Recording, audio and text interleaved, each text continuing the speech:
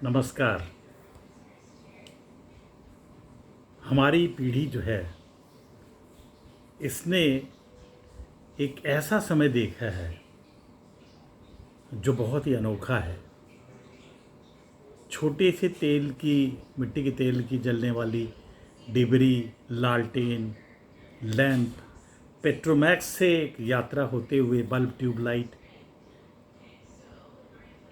और एसएफएल, उसके बाद एलईडी लाइट्स पे आके ये पीढ़ी इस समय है। हमने वो समय भी देखा है जब 5 पैसे का एक पोस्ट कार्ड भारत में कहीं भी जा सकता था, प्रधानमंत्री या राष्ट्रपति को भी चिट्ठी लिख सकते थे, और आज वहाँ से यात्रा शुरू होकर ईमेल पे आ गई है। और यही नहीं, अब वेबिनार के थ्रू हम पूरी दुनिया में कहीं भी मात्र 1 सेकंड में प्रकट हो सकते हैं, या कोई जो हमारा दोस्त है वो किसी दुनिया के किसी कोने में है, वो हमारे सामने प्रकट हो सकता है। तो पहले तो ये पुराणों की बातें थी कि देवी देवता प्रकट हो जाते थे, लेकिन अब वो जो नई टेक्नोलॉजी है उसकी वजह से ये संभव हो पाया है कि हम कहीं भी प्रकट हो सकते हैं, रह सकते हैं, दूसरों से बात कर सकते हैं, वो हमें देख सकते हैं। तो कितना एक अभूतपूर्व चेंज आया है। शायद हमारी ये पीढ़ी एक ऐसी पीढ़ी है जिसने इतना बदलाव देखा है। एक ज़माना था जब हम लोग छोटे थे तो रेडियो हुआ करता था, बड़ा सा एक रेडियो होता था, वो 1.5-2 फुट चौड़ा, और उसमें बैटरी लगा करती थी, और उसको गर्म होने में 4-5 मिनट लगते थे, तब वो कहीं उसमें से आवाज़ आती थी। डायोड लगे होते थे, वॉल्व लगे होते थे। उसके बाद ट्रांजिस्टर आया, फिर 2 in 1 आया, फिर वॉकमैन आ गए, और आज आपके देखिए मोबाइल में ही पूरी दुनिया आ गई है। चाहे आप फिल्म को देखना हो, गाने सुनने हो, कुछ भी है।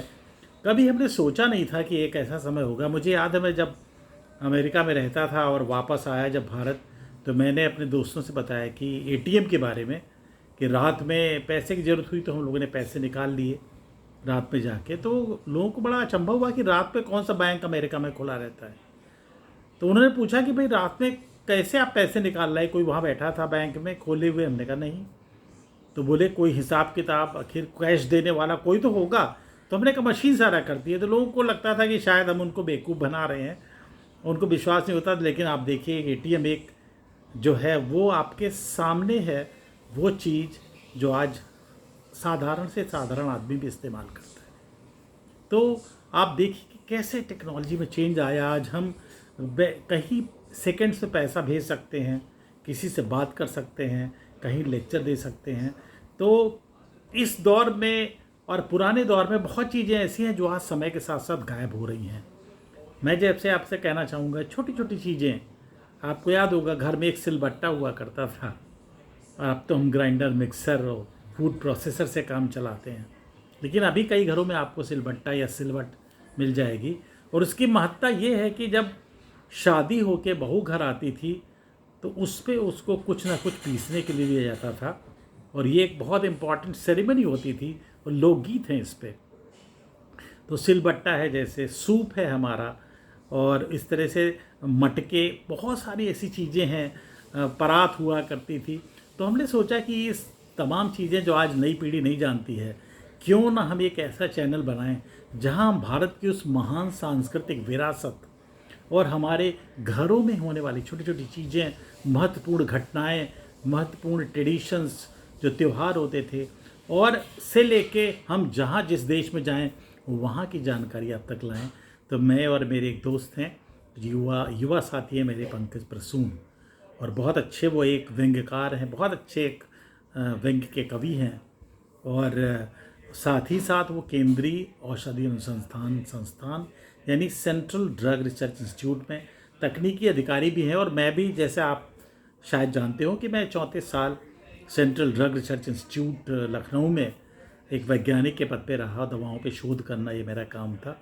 और उसके साथ साथ मैं चूँकि साइंटून बनाता था, और साइंटून आपने सुना होगा, ऐसे कार्टून जो विज्ञान पे आधारित होते हैं, और उसकी वजह से मैं पूरा भारत यानी कश्मीर से कन्याकुमारी, असम से गुजरात और 5 महाद्वीप घूमता रहता था। तो बहुत कुछ देखा है, बहुत कुछ समझा है, बहुत कुछ सीखा है। तो हमें ये विचार आया कि क्यों ना हम एक चैनल बनाएं, और तो और हमने और पंकज प्रसून ने इस चैनल का नाम रखा है हमार इंडिया। और हमारे इंडिया में हम आपसे बराबर मिलते रहेंगे छोटी छोटी बातों पे, जिन पे शायद आप भूल गए होंगे हैं। जैसे याद करिए तो आज से 30-40 साल पहले आपके घर में एक पानदान हुआ करता था, और अगर आपके पिताजी पान खाते थे तो उसमें पानदान में कई छोटे छोटे बॉक्सेस होते थे, छोटे छोटे खाने होते थे। बड़ा एक हेक्सागोनल टाइप का शेप होता था उसका, बल्कि ऑक्टागोनल शेप होता था, और वो पीतल का भी होता था, स्टील का भी होता था। और उसमें हर खाने में कटी हुई सुपारी, कत्था, इलायची, तंबाकू रखी रहती थी। और एक उसमें बड़ा खाना होता था जिसमें पान लगा के गीले कपड़े में लपेट के रख दिए जाते थे ताकि दिन भर उनका इस्तेमाल किया जा सके, वो ख़राब ना हो। तो आज पानदान हमारे से गायब हो गया, हमारे पास दिखता नहीं है। तो हमने सोचा इन छोटी छोटी बातों को आप तक लाएं और देखा जाए कि हमारी संस्कृति कहाँ तक पहुँची है और कहाँ तक लोकगीत, लोक संगीत। भारत एक महान देश है। मैं इसलिए आपसे कह रहा हूँ कि मैं पूरी दुनिया जाता रहता हूँ, और पूरी दुनिया देखने के बाद ही आपको समझ में आता है कि आपका देश जो सांस्कृतिक विरासत है हमारी, जो वैज्ञानिक विरासत है, जो हमारी आध्यात्मिक विरासत है, वो बहुत ही अनोखी है। और शायद हम अपने देश को अच्छी तरह से जान ही नहीं पाए हैं। तो हम प्रयास करेंगे इस चैनल के माध्यम से हमारे इंडिया कि हम आपको उस भारत से रूबरू कराते रहें जिसको आप जानते तो हैं, देखा भी है, लेकिन शायद कहीं भूलते जा रहे हैं। तो फिर मिलेंगे। नमस्कार, मिलते रहेंगे बल्कि।